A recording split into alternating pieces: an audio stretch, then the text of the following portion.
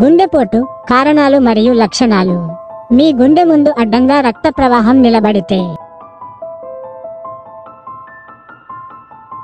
ఆ విషయానికి తెలుసా? ఒక నిమిషంలో చూపిస్తాం.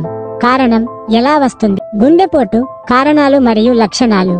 మీ గుండె ముందు అడ్డంగా రక్త ప్రవాహం నిలబడితే ఆ విషయానికి తెలుసా? ఒక నిమిషంలో చూపిస్తాం. కారణం ఎలా వస్తుంది? గుండెపోటు ఏర్పడేది గుండెలకు రక్తాన్ని పంపించే రక్తనాళిక ఒక భాగం బ్లాక్ అయినప్పుడు. సాధారణంగా కొలెస్ట్రాల్ ప్లాక్లు వృద్ధి చెందడంతో తరువాత రక్తగడ్డ ఉత్పన్నమవుతుంది. అప్పుడు ఆ భాగానికి ఆక్సిజన్ రాకపోవడంతో కుడివైపు చూపుతున్న బాణం గుండెకండరం నష్టం పొందడం మొదలవుతుంది. లక్షణాలు ఏం గమనించాలి?